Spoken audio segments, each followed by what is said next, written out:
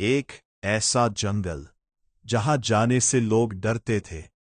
लोग कई दिनों का लंबा रास्ता चुन लेते, लेकिन उस जंगल से गुजरने की हिम्मत नहीं करते, क्योंकि उस जंगल में रहता था एक ऐसा इंसान जिसका नाम सुनते ही लोगों की रूह कांप उठती थी। अंगुलीमाल, एक निर्दयी हत्यारा, इंसानों का शिकारी। पूरा राज्य उससे डरता था। कहा जाता था कि वो अपने शिकार की उंगलियों की माला पहनता था, और जो भी उस जंगल में गया वो कभी वापस नहीं लौटा। लेकिन एक सुबह कुछ ऐसा हुआ जिसकी किसी ने कल्पना भी नहीं की थी। एक साधारण वस्त्र पहने हुए भिक्षु शांत कदमों से उसी जंगल की ओर बढ़ने लगा। न कोई हथियार, न कोई सैनिक, न चेहरे पर डर। वो थे बुद्ध। गांव वालों ने उन्हें रोकने की कोशिश की। मत जाइए, अंगुलीमाल आपको मार डालेगा। लेकिन बुद्ध बस मुस्कुराए और धीरे धीरे जंगल की ओर बढ़ते गए। ऊपर पहाड़ी से अंगुलीमाल ने बुद्ध को देखा और जोर से हंस पड़ा। एक और आदमी मौत के लिए तैयार।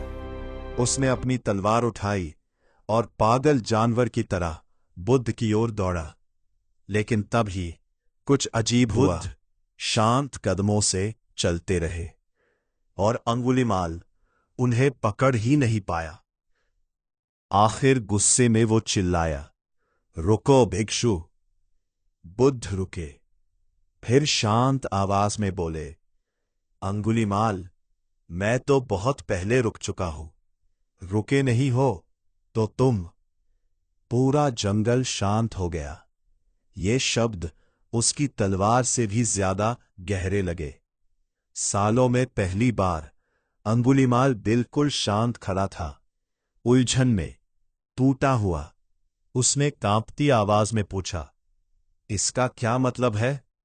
बुद्ध बोले, मैंने बहुत पहले हिंसा छोड़ी, लेकिन तुम्हारा क्रोध, तुम्हारी हिंसा अब भी दौड़ रही है। पहली बार किसी ने उससे डरकर नहीं, नफरत से नहीं, बल्कि करुणा से बात की थी। और अचानक अंगुलीमाल को अपने सारे पाप याद आने लगे। चीखे, खून, मासूम लोगों की मौत। उसकी तलवार हाथ से गिर गई। आंखों में आंसू लेकर उसने पूछा, क्या मेरे जैसा इंसान भी बदल सकता है? बुद्ध उसके करीब आए और बोले, हां, जिस पल तुम नया रास्ता चुन लो। और उसी पल उस भयानक जंगल के बीच पूरा संसार जिस हत्यारे से डरता था, वो बुद्ध के चरणों में झुक गया। उस दिन से अंगुलीमाल ने हिंसा छोड़ दी और बुद्ध का शिष्य बन गया। जो इंसान कभी मौत बांटता था, वो अब शांति का रास्ता खोज रहा था।